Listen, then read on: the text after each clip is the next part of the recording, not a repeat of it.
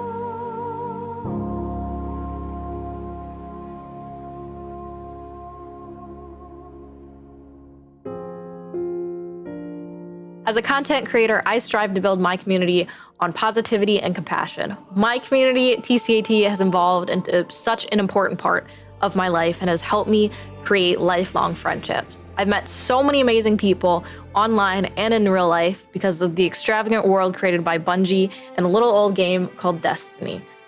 Some of my favorite memories include traveling to Bungie to reveal the Taken King, going to GCX and meeting so many amazing people, and raising money for St. Jude. I will cherish all of these memories, and I cannot wait to make more.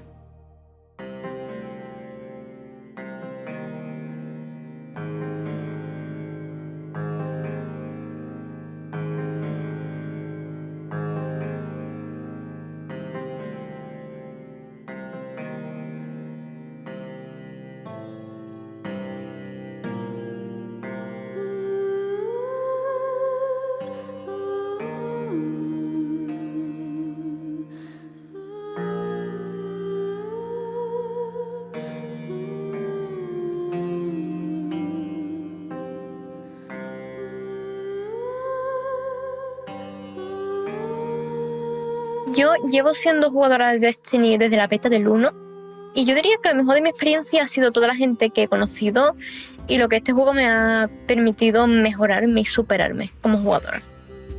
Lo más gratificante para mí han sido las experiencias en raids de día 1, la competitividad que estos generan y los retos en solitario que esta magnífica entrega te permite realizar.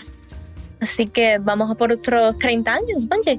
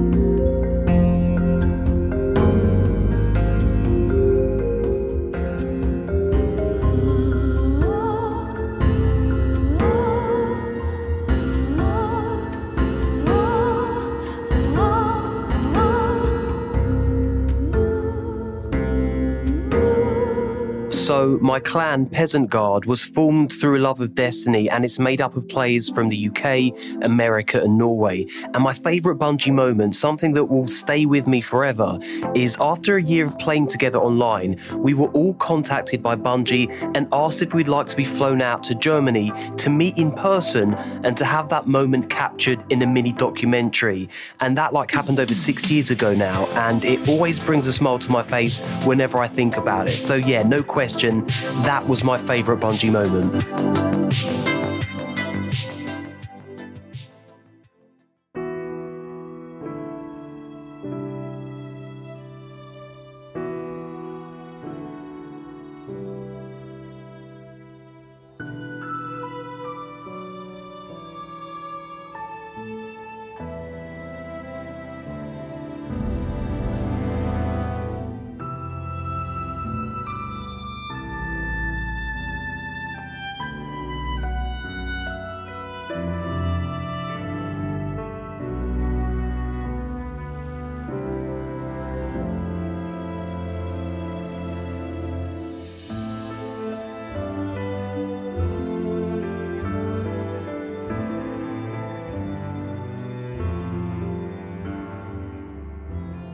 I am a former drug addict, and playing Destiny 1 kicked my drug addiction.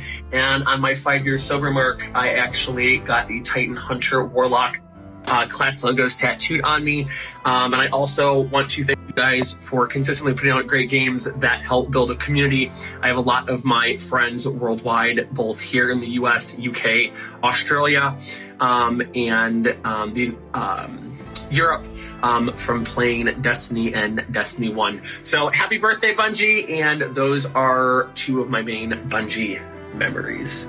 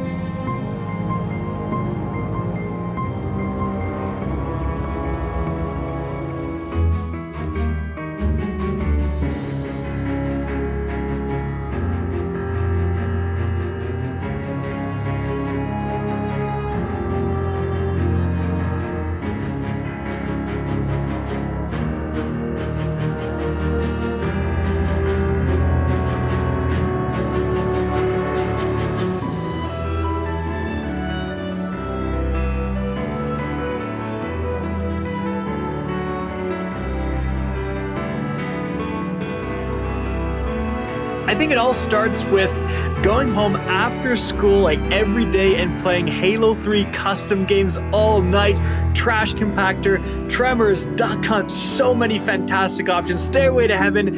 And then I think the moment I really got into Destiny and just fell in love with that game was during the Vault of Glass. Back then, exotics are really uncommon, and one of our teammates had a hard light. No one had ever seen it before, so we're all like, dude, what the heck is that gun? And he just goes, watch this. And of course, starts shooting off the walls, and we see all the bullets ricochet everywhere, and it was that moment I knew I was hooked.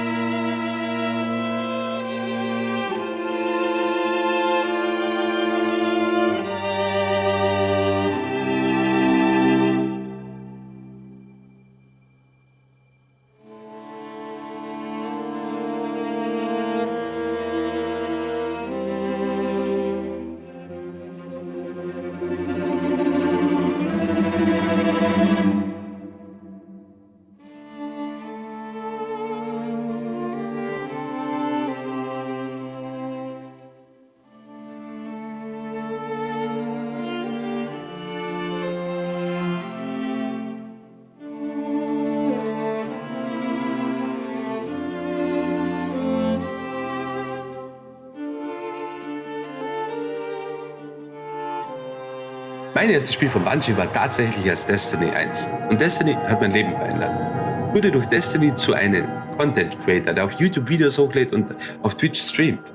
Ich wurde auf verschiedene Messen und auf verschiedene Events eingeladen, wo ich einiges erlebt habe. Ich habe sogar Justin Truman, den heutigen Game Director, kennengelernt und mich mit ihm über Destiny unterhalten. Das ist eine ganz, ganz große Ehre. Außerdem habe ich sehr viele Bekanntschaften, sehr viele Freunde über das Spiel kennengelernt, wo ich heute sagen würde, das sind teilweise meine besten Freunde. Ja, Destiny ist geil.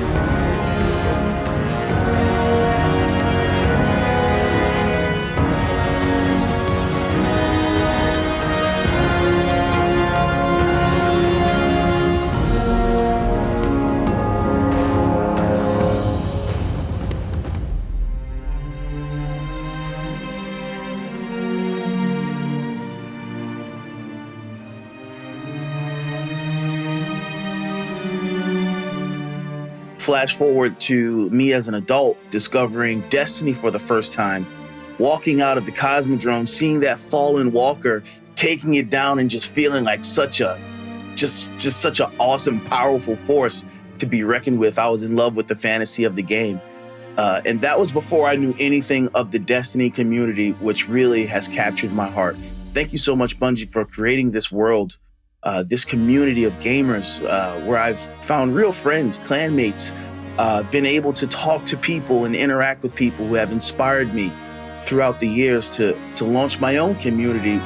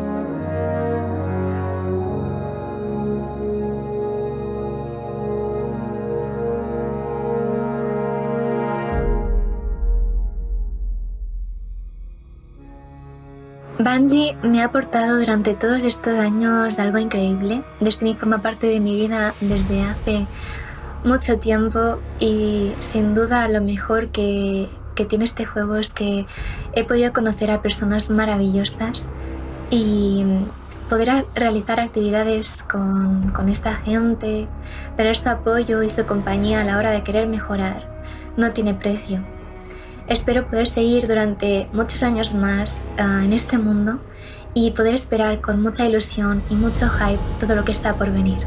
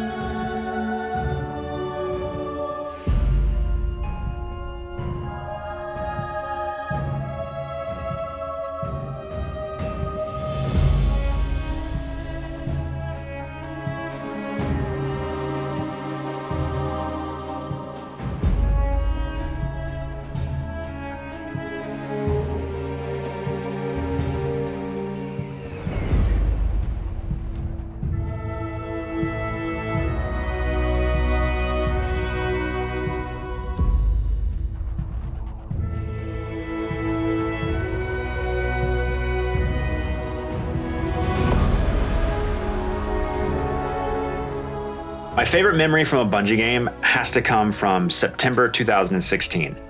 It's a work night and we're about done with a Wrath of the Machine raid when my friend messages us and says, you know that ARG puzzle that Bungie put out?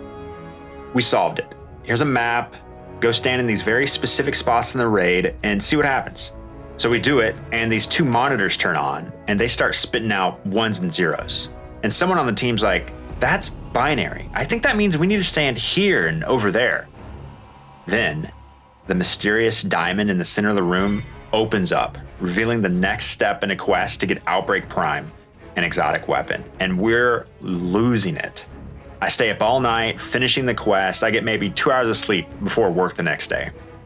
Figuring out how to open up the diamond in the Wrath of the Machine raid is my favorite memory because it combines the two things about Bungie games that keeps me coming back: unraveling mysteries and sharing experiences with other people.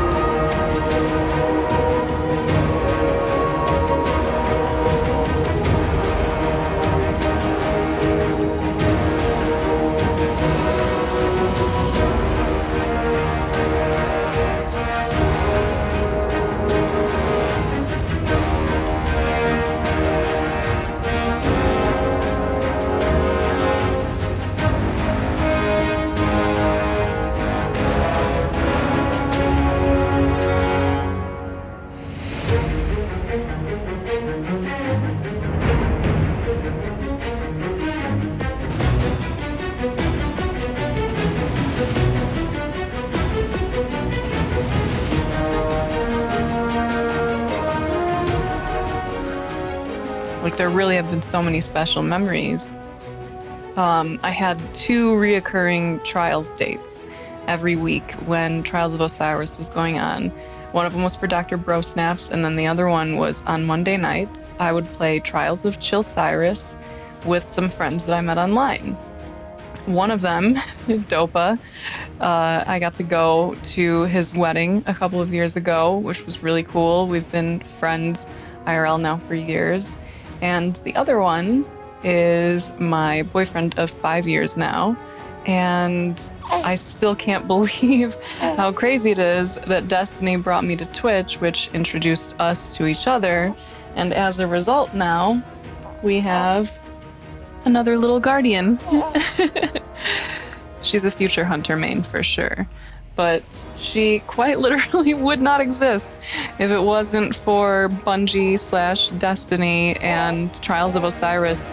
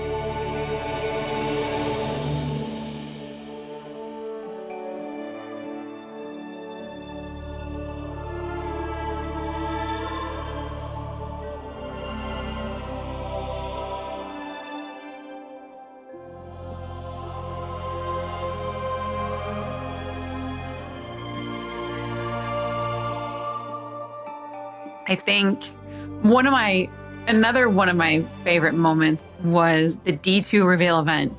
And I don't think there will ever be an event that will match that. And I could be wrong, but the room was shaking. Everyone was so excited. Everyone was screaming. You didn't have to tell them to get excited because you could feel the energy in the room. Everyone was hyped. There was like this vibration in the room of how excited everyone was. And it was I remember just holding Watts' hands while the trailer was going on, and Zavala just came down, bubbled up, and I'm pretty sure we cried together. We cried while holding hands, watching the cinematic trailer for the D2 event. So I remember that being such a huge, huge moment. And I just knew that I was a part of something that was way, way, way bigger than I thought.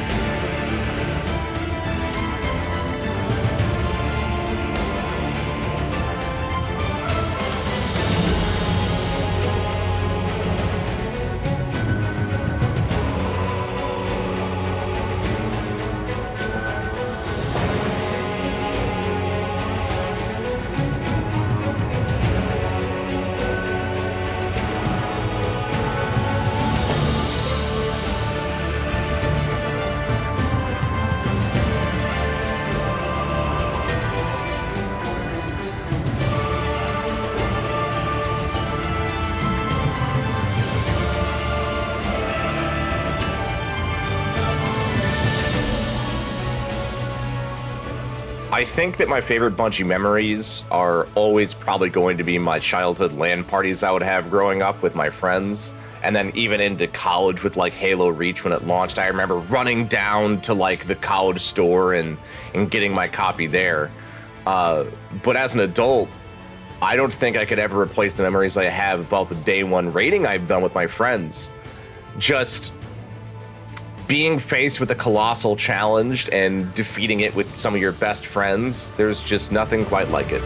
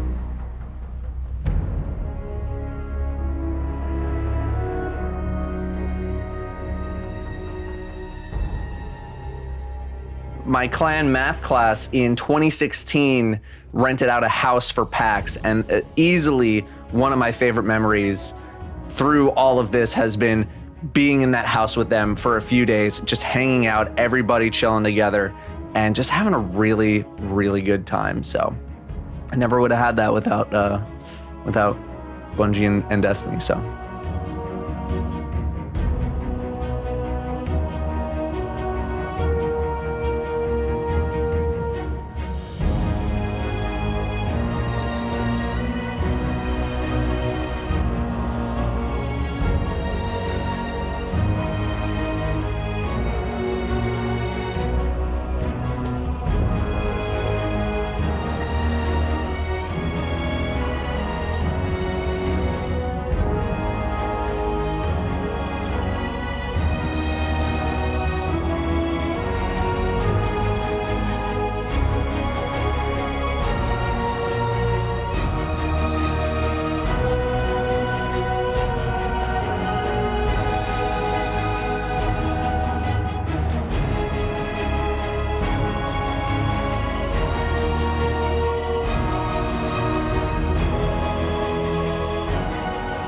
man, some memories, man. The memories that really, truly brought me back was Destiny 1. And we played Baldur's Glass week 2. We didn't play it on the week of release, we played it on week 2. And when we first experienced the raids, me and the boys from work, I didn't really know too many people. We went in that raid, man, and we defeated the first encounter. We beat the first encounter.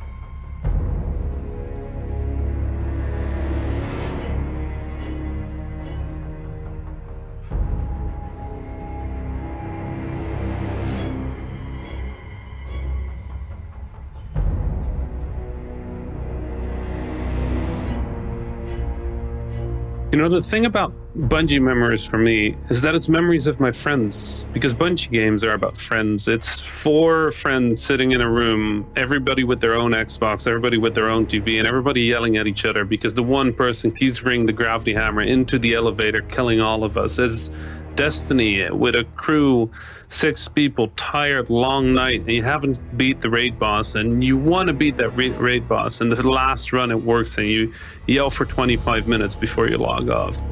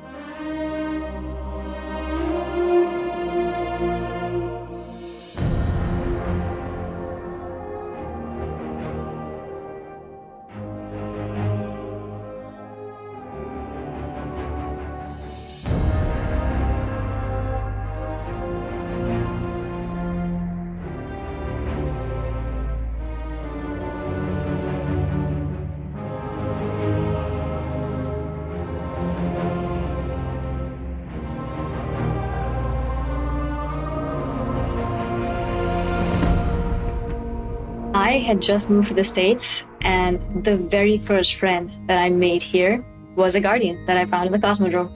And that guardian has been my best friend and brother for 5 years now. And that was only the beginning of a very special relationship with Destiny for me. Some of the most beautiful moments of my life have been driven and shared by the Destiny community, including coming out and watching hundreds of people that I didn't even know just come together to show love and support and solidarity.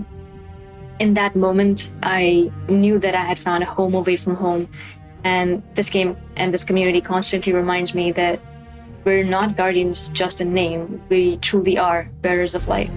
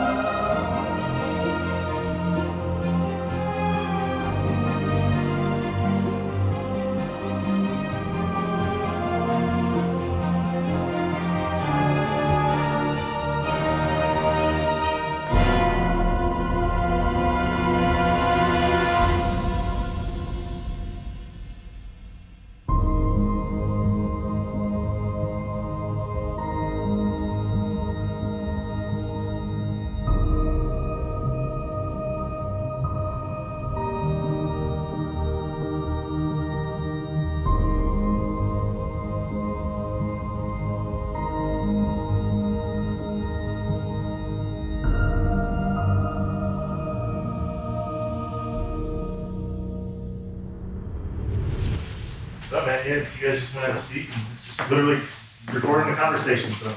All right. What could go wrong? So I was 11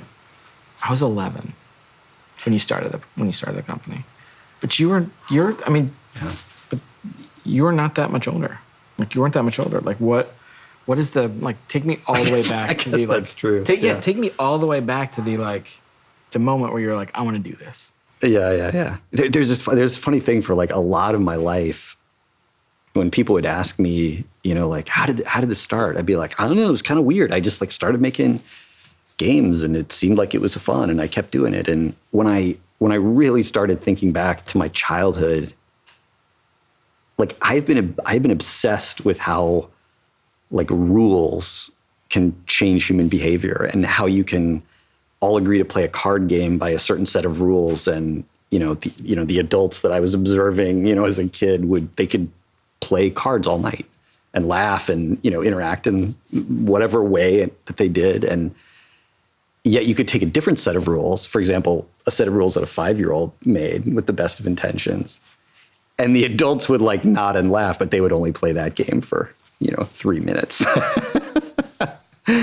And that has always fascinated me. And I realized looking back on it that I've been doing that my whole life, and it irritated my friends, and they didn't want to play. I mean, because we start as a game designer and you suck. You're terrible. Your games are horrible. I mean, they're not even games. They're just, it's almost, you're just a little tyrant trying to get people to do things. And I remember building, I probably spent weeks building this really complex pen and paper adventure game on index cards, and I'd drawn pictures of monsters and everything like this.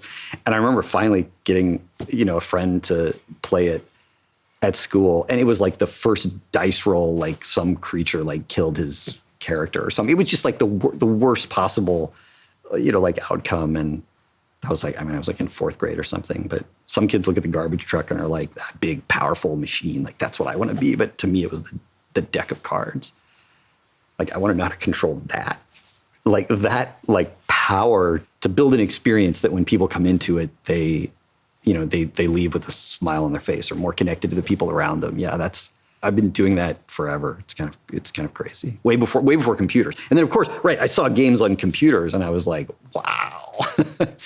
My perception, based on all of our time together, has actually been like, you are more interested in the making of them in a bunch of ways than playing them. Like, playing games isn't like it's not an explicit hobby of yours. Like, you're educating yourself. It's more work, but it's like you're always making stuff. Yeah, I think this is true, and I feel a little bit like guilty about it sometimes, because I think it is the most dangerous thing as a designer to enjoy the making more than the playing, right? Because the number of things you can enjoy making is infinitely larger than the number of things that you can enjoy playing, right? Much less other people can enjoy playing.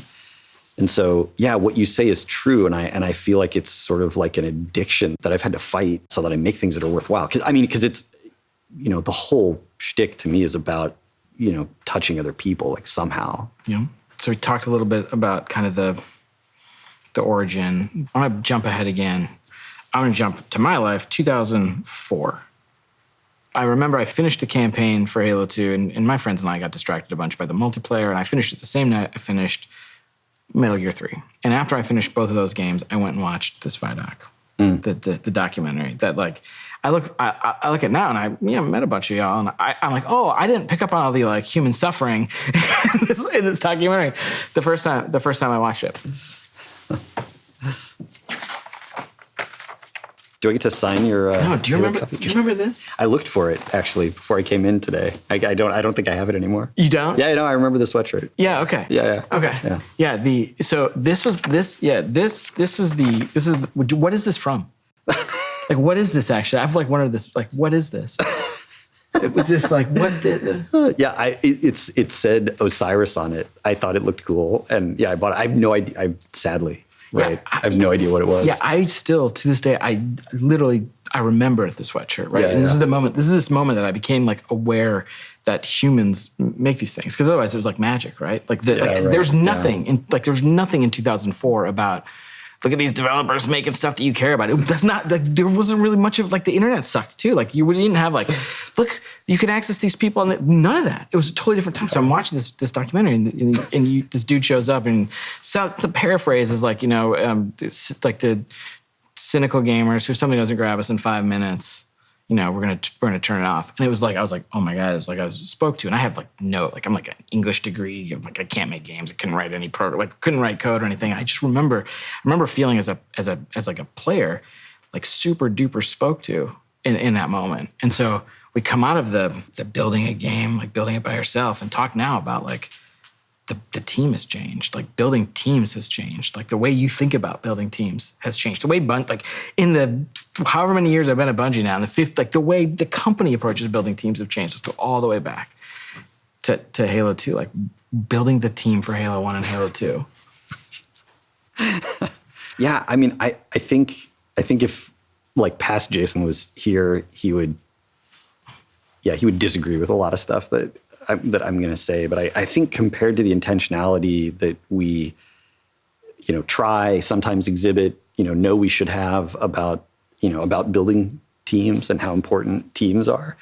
Back then, it was almost just this, snowball that was rolling downhill of people who, liked our games and came to the company, and, then, it snowball rolled a little faster, and it was just a bunch of people trying to do their best, trying to recreate the feelings that they had, when they played games. And you can get pretty far on passion and talent, but it sometimes makes things really hard when you're not being thoughtful about the organization of the team, the design of the product relative to the resources and time you have. And yeah, it made Halo 2 super challenging for a bunch of reasons, but yeah, I don't know. I guess that's, and past Jason would tell me, like, you're an idiot. We were thinking about all that stuff. You just had to learn. But, like, when I look back, like, he wasn't thinking about that stuff, What was he thinking about? I mean, he was just thinking about the game. But I mean, I don't know. I always think, I think my past self is like not really that sharp because I mean, every year we've learned so much, I feel. And so I look back and I think that, that guy must be an idiot. Because look at all the stuff I learned just this year on Halo 1. Like I didn't know anything. But I go back and I found one of the notebooks from Halo 1.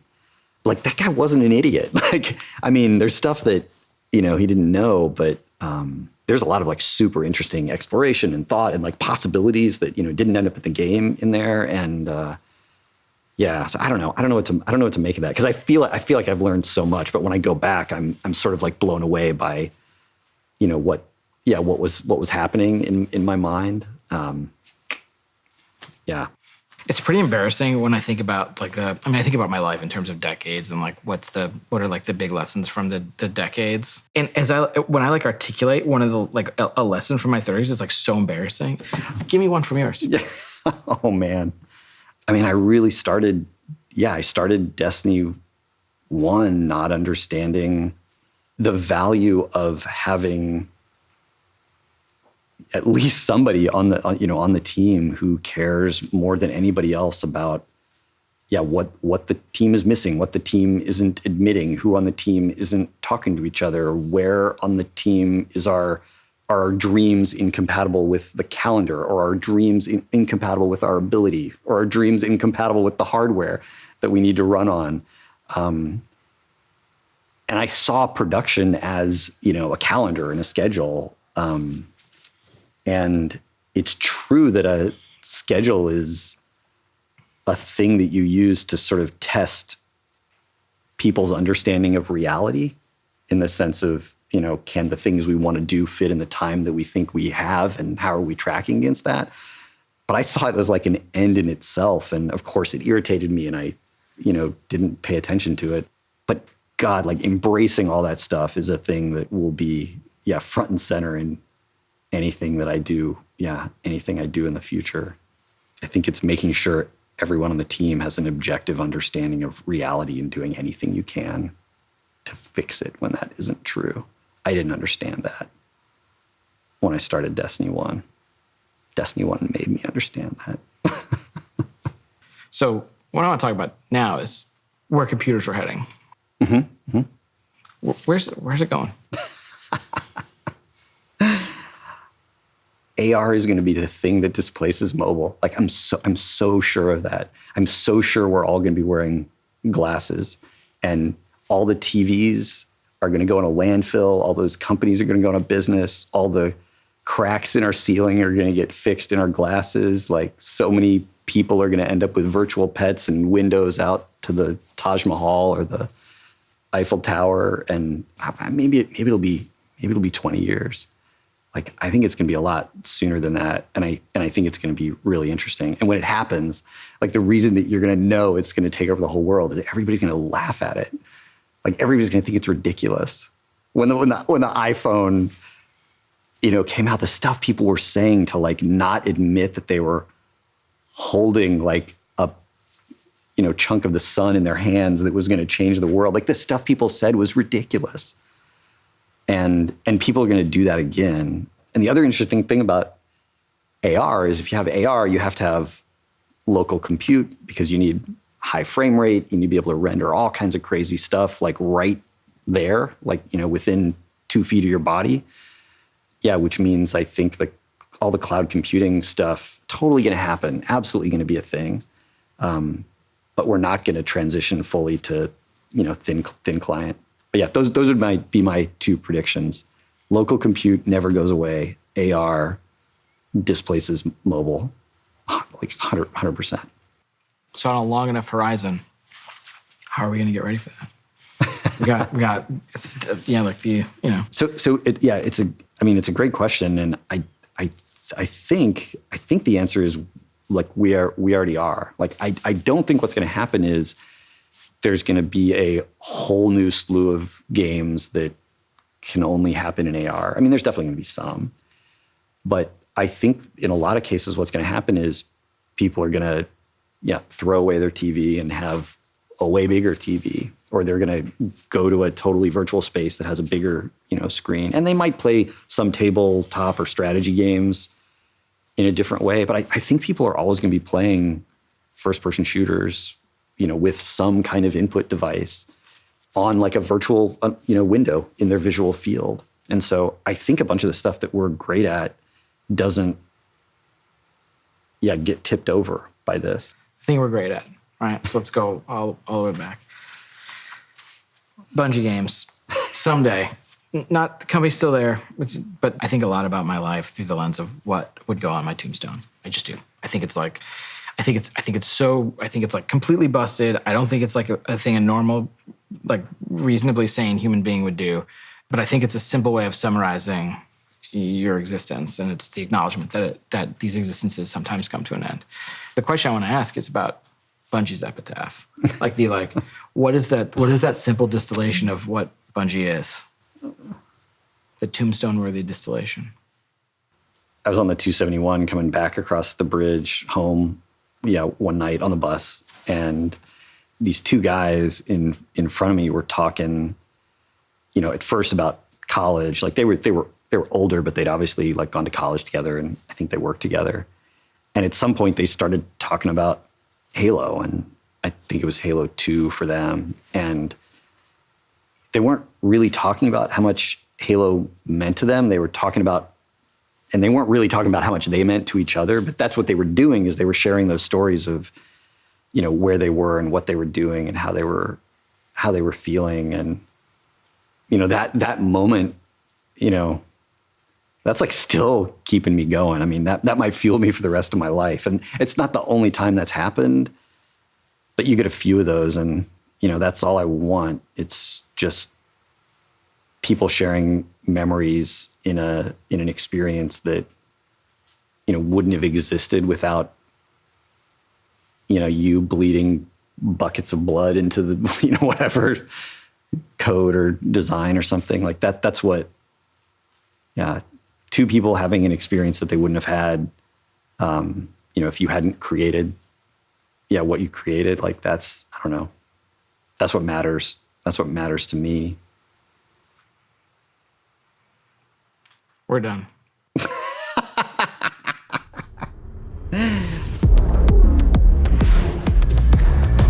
We're just going right into like the trailer, huh?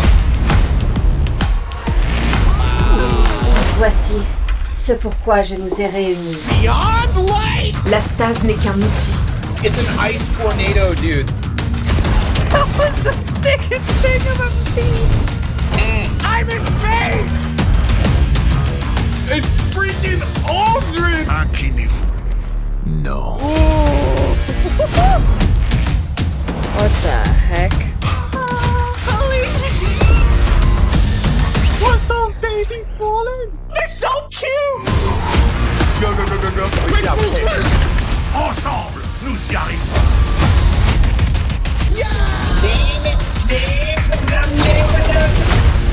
I'm gonna shoot you with 6 anarchies. You're gonna sprint at that Gorgon. Run. Fast speed, little doodle. Run.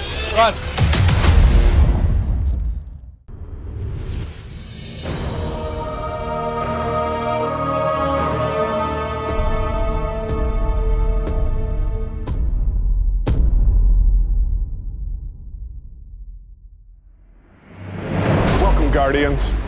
This year, we're celebrating our journey with you, whether you joined us 30 years ago or if it just started today. This game is in our blood. The Destiny team is full of Destiny fans. Folks who came here because Destiny was their favorite hobby. Folks who log out from work in the evening and log in to play with their clan.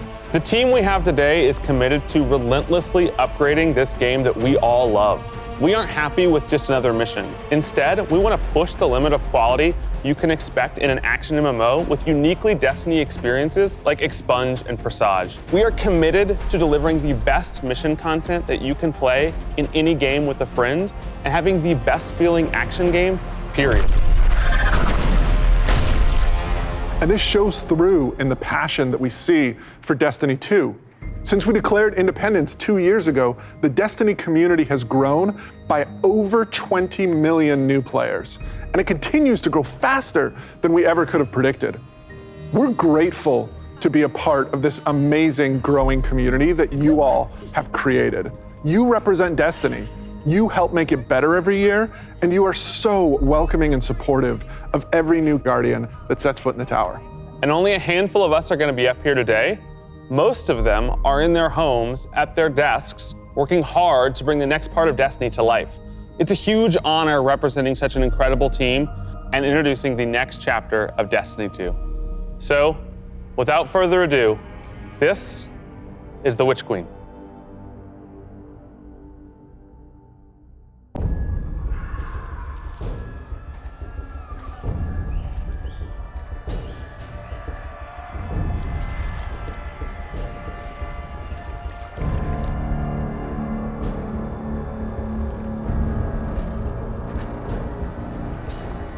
La vérité est une chose amusante. Existe-t-elle dans le monde ou dans l'esprit?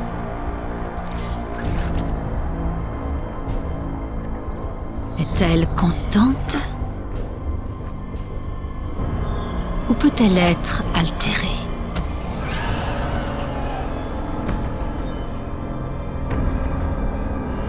Qui décide de ce qui est vrai? Dans cet univers de lumière et de ténèbres, il n'existe pas de plus grand pouvoir. Dites-moi, petite lumière, quelle est votre vérité maintenant?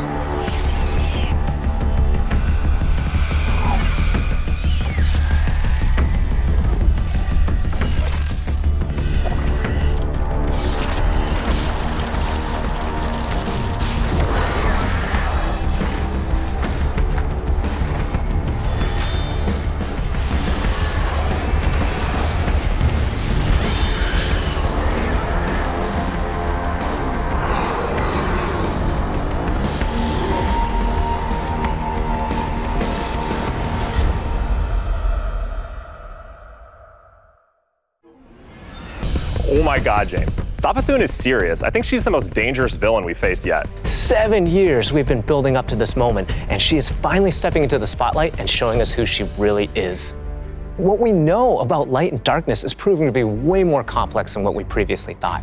There are so many lies, truths, and revelations that we're going to get to in The Witch Queen and the year leading up to it. I mean, we're paying off these narrative threads that go all the way back to Destiny's origins, and we're supporting it with the best content that Destiny has to offer. Definitely, and we've got a lot of awesome content to show today. And let's start with the most mysterious destination yet.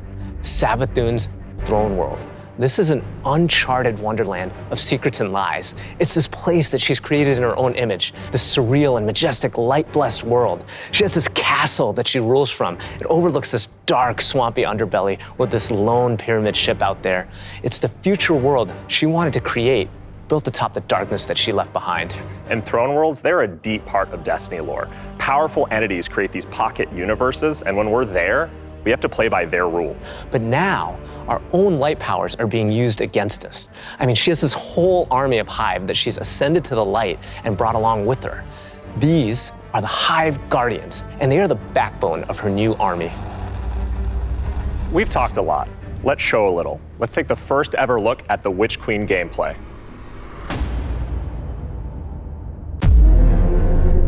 Savathun, la reine sorcière, déesse de la ruche, de la ruse et des mensonges. Après la mort de son frère Oryx, Savathun s'est cachée. Pas par peur, bien sûr, mais par stratégie.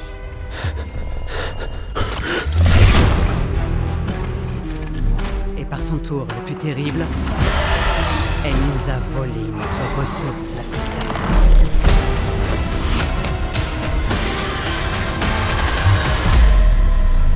La seule chose que l'on ne la pensait jamais voir toucher. La lumière.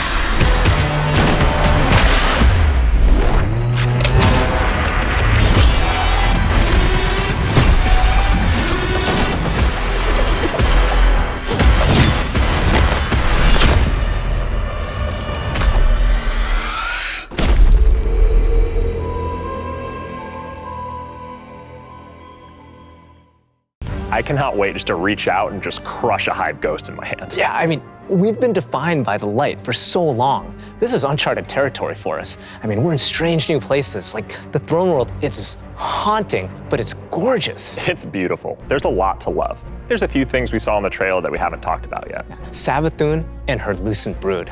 This is the biggest threat Guardians have faced yet, so we need to find new weapons to match their power. The Glaive. I love this thing. It's brutal and elegant.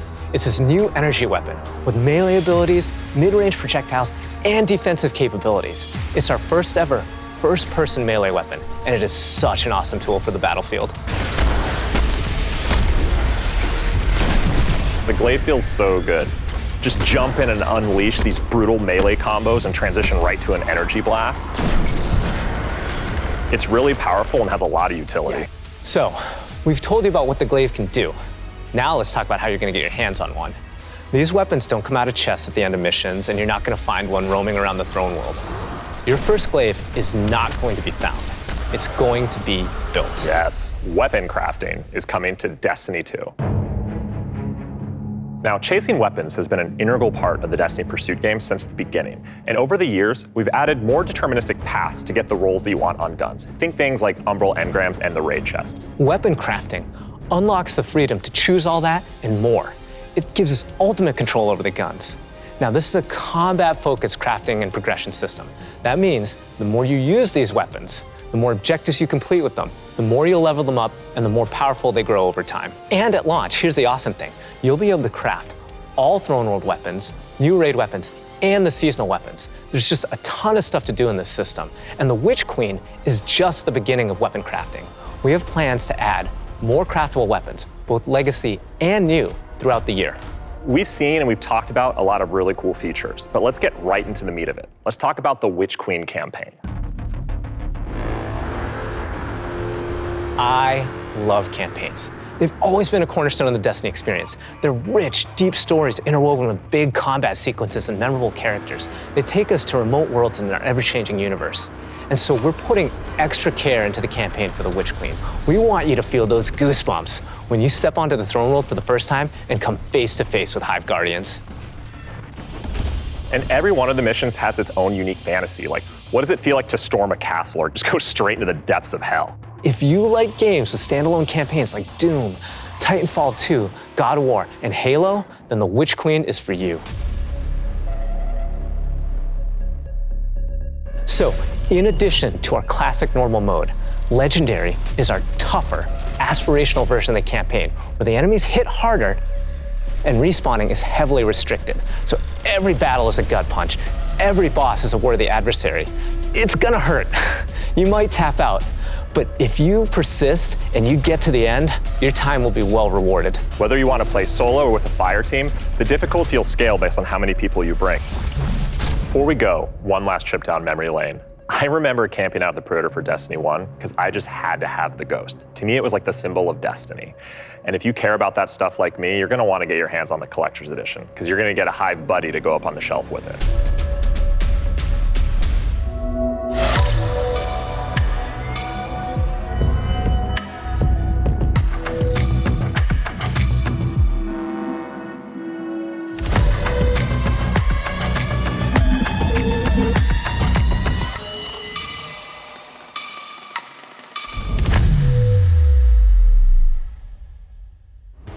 Wow, that was so cool. Oh, I'm man. so excited for this one. And that's not even everything that's in there too. I know. Those are the hero items, and they're, I think, one of the best ones that we've ever done. Collector's editions have always been like this really perfect jumping point to enter the worlds that we build, and actually lifting like in-world objects and putting them in players' hands is just, it's just a good feeling. We don't just put random items. Everything in there means something, and it helps push the narrative. And there might be some puzzles to unlock in there as well.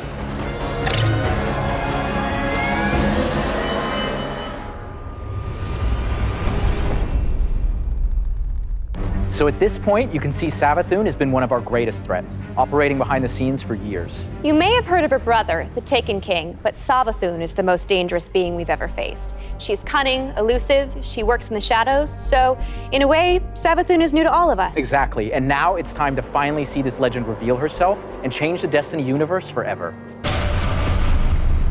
But when we talk about the overarching story of Destiny, we don't just mean the plot lines or characters that feature release to release. Narrative is a guiding force in Destiny, and we're calling on its rich history of world building, bringing that to the forefront and growing it in a bold new direction. So when you join the game today, you'll experience an immediate call to action alongside millions of your fellow Guardians. During this past year, we watched the results of your actions play out across Destiny's seasonal releases. You've redeemed old foes, brought former enemies to the bargaining table, learned that there's always more than one side to every story, and built alliances no one ever thought possible. And on the largest scale, you'll experience a vast, living, interconnected world of stories that's striving to a greater end. We need you, Guardian. You'll experience this alongside a massive community of Guardians, release after release, together. This is our universe's cosmic purpose. This 10-year journey we've been on since Destiny 1, it's drawing to its dramatic conclusion. The Light and Darkness saga will end. But make no mistake, Destiny 2 will not. We're building not so much to an ending, but more to this transformative moment for Destiny 2's future. Last year, we announced The Witch Queen and the following expansion, Lightfall. And now we're excited to announce the release after Lightfall, the final chapter in the Light and Darkness saga, Destiny 2, The Final Shape. It's going to be one wild, continuous ride. Yes, and that ride starts with Season of the Lost. Not only is it the prologue to The Witch Queen, it's your first opportunity to interact with Savathun. But rather than spoil it for you, why don't we take a look? Si nous voulons survivre à la tempête qui approche, la tour et la cité des rêves doivent rester unis. Un cercle de flèches pointant vers l'intérieur depuis les confins de notre système nous encercle.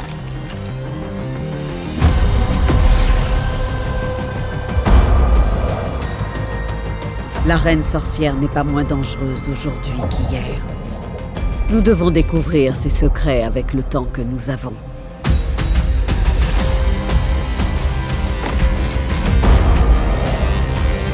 Ravivez les chemins du plan ascendant et guidez les miens vers moi.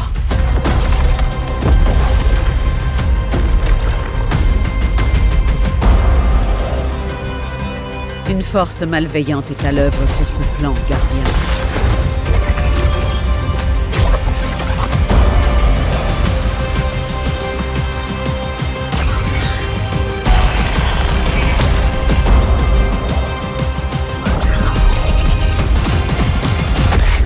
Votre attrait pour la violence est requis.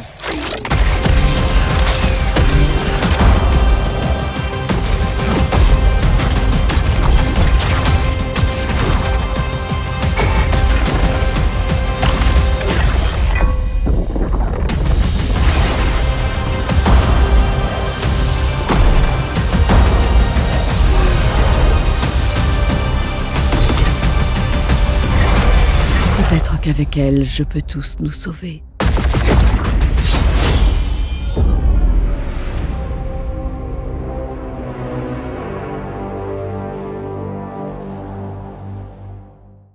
Seasons have gone through massive transformations since Shadowkeep.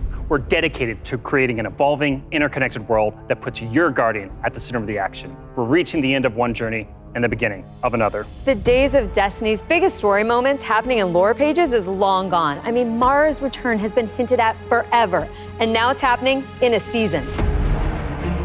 One of the changes I'm most excited about are the updates to the light subclasses every season in Year 5 of Destiny 2. We're adding aspects and fragments similar to Stasis. We'll be starting with the Void subclass update that goes live alongside the Witch Queen.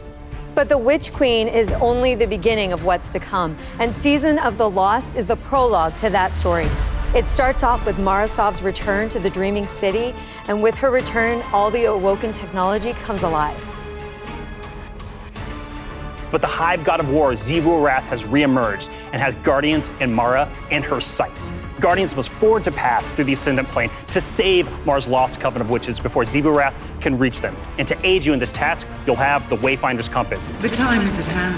The beacons shine bright and the ley lines are set in place. It's an ancient awoken artifact that gives the wielder the power to uncover pathways, secrets, and treasures within the Ascendant Plane. There's a plethora of new weapons coming, including a suite of legendary stasis guns that will stop your enemies cold. The armor makes you feel like you're a member of Queen Mara's court. And no season is complete without new exotics, and Season of Lost features one once intended for Uldren.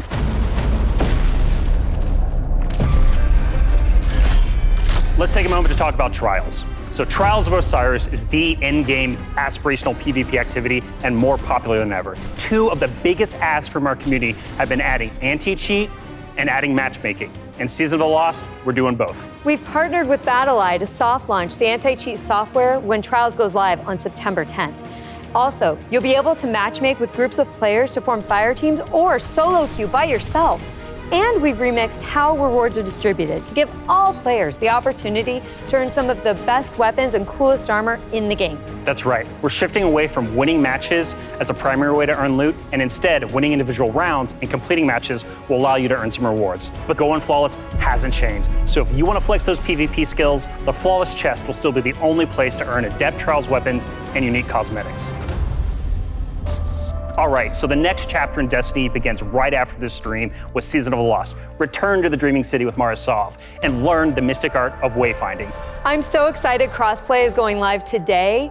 And today is your first opportunity to jump into Destiny with friends on any platform from all over the world, playing together.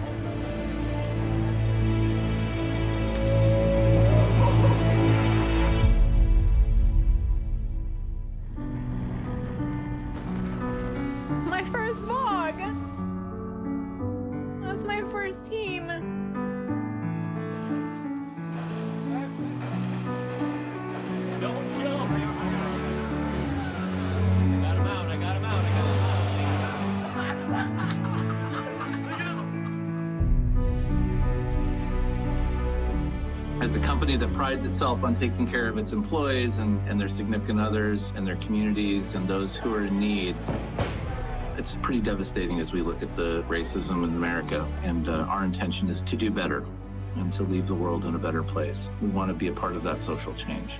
Fuck racism.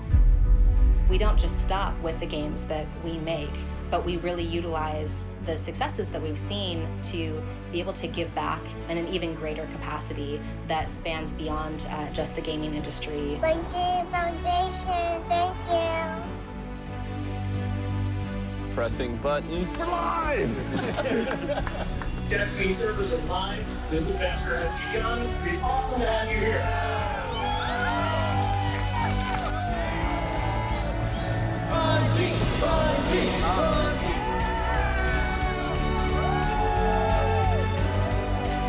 This game is going to single-handedly destroy my social life, and I can't wait.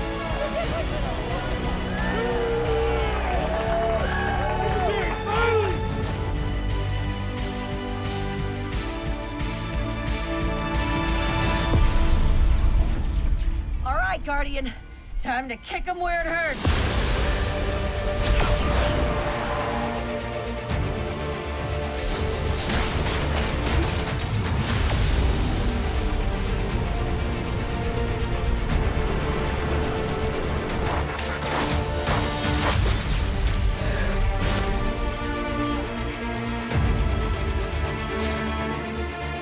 This is going to hurt. A lot.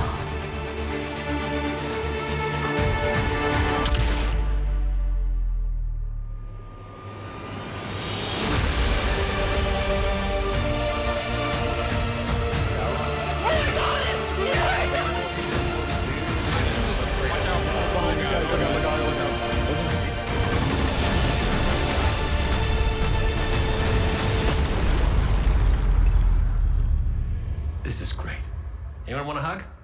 Hugs? No? No hugs.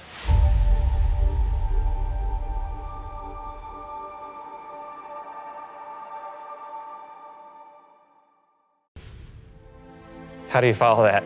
Wow, 30 years. And I remember when Halo first launched, and my friends and I completed the entire campaign in a single epic play session. And as the credits rolled, I knew that Bungie had transformed console gaming forever, and that I would be a lifelong fan.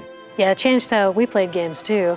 I remember getting together with friends for Halo weekend LAN parties. We had so much fun. And 30 years of Bungie games is something special. It's something worth celebrating together. So we're gonna have a party in Destiny 2. Starting this December, we are launching the Bungie 30th Anniversary Celebration in Destiny 2. Free for all players, the 30th Anniversary Celebration will offer a new 6-player matchmade activity, secrets to unravel, and rewards that commemorate our long and storied history together.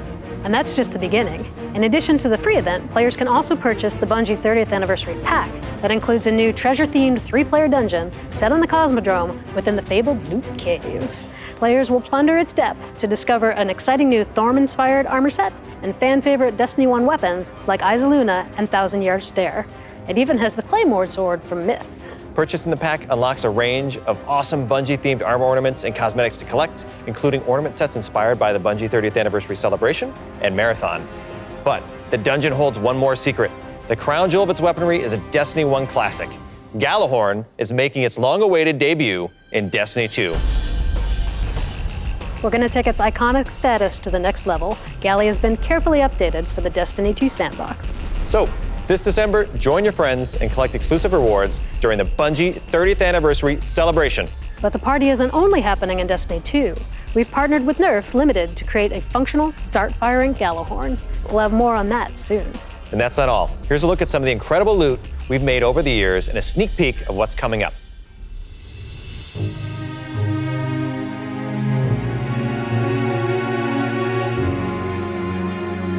Wow, Lorraine, I can't believe we're celebrating Bungie's 30th anniversary. 30 years. It's incredible. Yeah. I mean, look, think of all the games and products that have come out over these years. Yeah, starting Operation Desert Storm, Pathways into Darkness, Marathon, Myth, Oni, Halo, and Destiny. 7 years of Destiny. It's an amazing journey. So excited. You know, we have a lot of really cool stuff coming up and a lot of other things in the works, of course, as always. But yeah. I mean, what do we have? We have the Fallen Captain statue, which is incredible. And then we have the helmet, the Celestial Nighthawk That thing helmet. is so cool. Yeah. And my favorite, the Arcadia jump ship. Yeah, I get goosebumps just thinking about that. You know, it really gives me that nostalgia from Destiny 1. And so I think it's a great way we're gonna celebrate not only Bungie's 30-year heritage, but the 7-year heritage of Destiny. Yeah. And it definitely gives you the feels.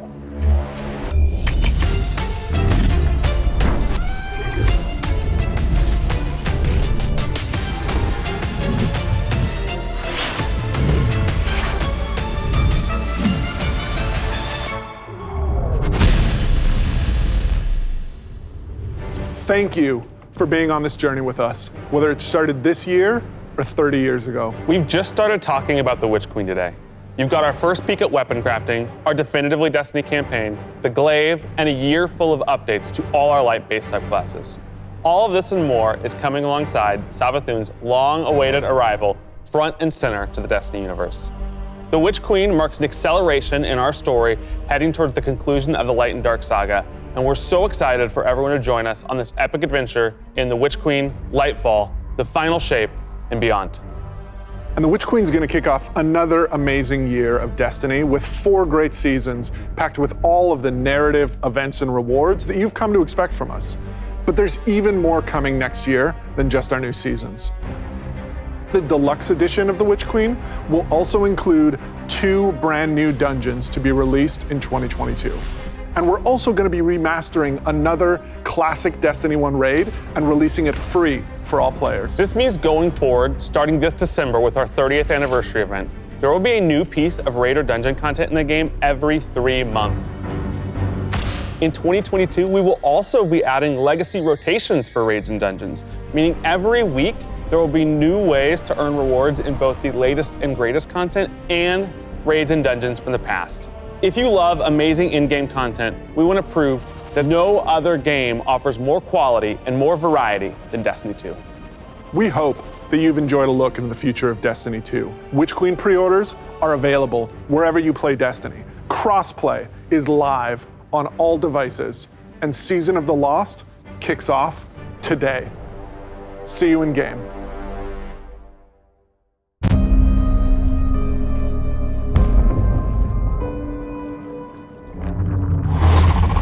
La vérité est une chose amusante. Qui décide de ce qui est vrai? Dites-moi, petite lumière. Quelle est votre vérité maintenant? La reine sorcière n'est pas moins dangereuse aujourd'hui qu'hier.